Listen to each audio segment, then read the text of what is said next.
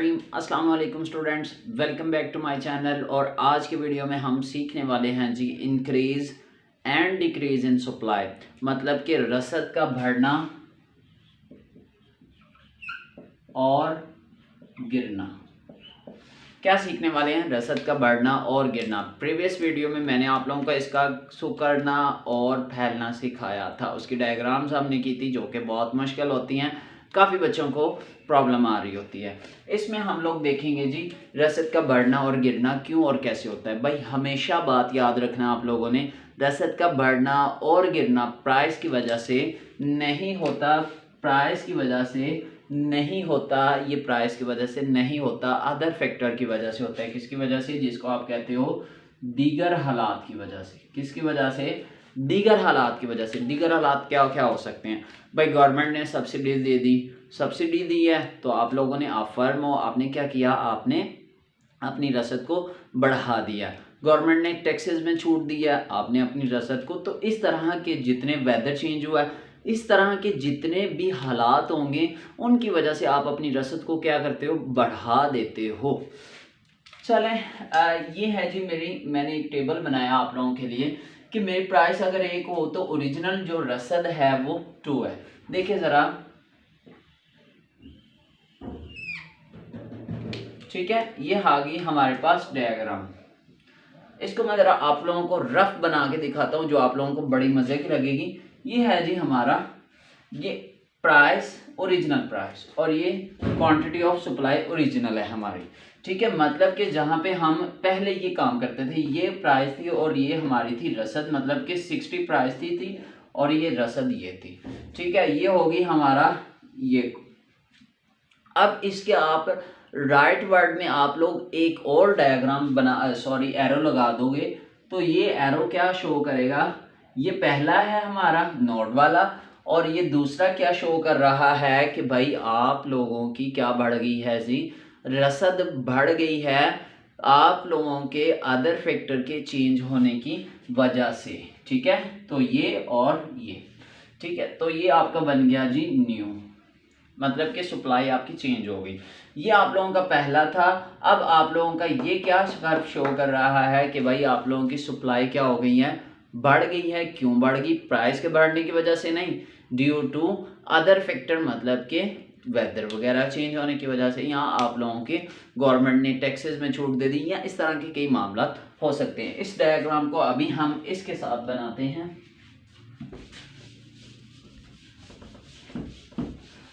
देखिए, अब हम बात करते हैं इसकी।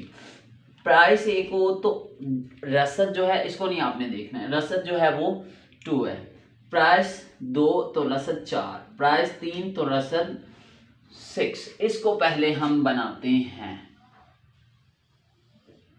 ठीक है, प्राइस 1 2 3 4 5 एंड 5, और ये 0 2 4 6 8 10 12।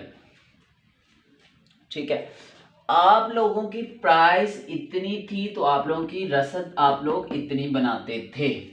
इतनी ही प्राइस थी कि अगले माह, ये आपका मई का और ये जून का, क्या हुआ, इतनी ही प्राइस थी तो आप लोगों ने जून में क्या कर दिया, अपनी रसद को बढ़ा दिया। क्यों? क्योंकि गवर्नमेंट ने टैक्सेस में क्या दे दी थी, आप लोगों को छूट दे दी थी। आपने कहा कि रसद बढ़ाओ यार, ज़्यादा से ज़्यादा चीज़ बनाओ, ज़्यादा से ज़्यादा प्रॉफिट कमाओ। आप लोगों की रसद इतनी, प्राइस इतनी ही थी आप लोगों की, मई में ये थी, तो आप लोगों ने जून में इसको क्या कर दिया, बढ़ा दिया। क्यों बढ़ा दिया? यही अदर फैक्टर की वजह से। देखिए प्राइस वही है लेकिन न्यू जो रसद है, न्यू सप्लाई जो है वो चेंज होती जा रही। पहले हम इसको बनाते हैं, फिर हम इसको बनाएंगे। 1 पे 2, ठीक है, 2 पे 4, 3 पे 6 और 4 पे 8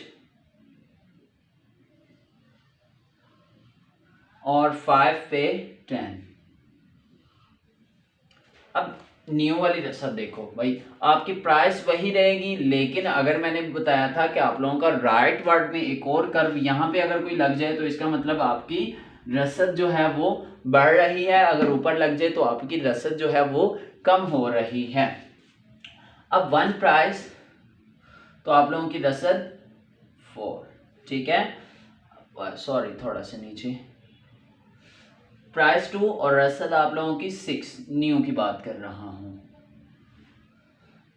प्राइस 2 और रसद आप लोगों की 6, ठीक है, प्राइस 3 तो रसद आप लोगों की 8,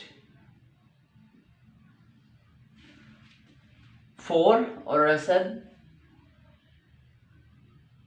4 पे आप लोगों की है जी 10,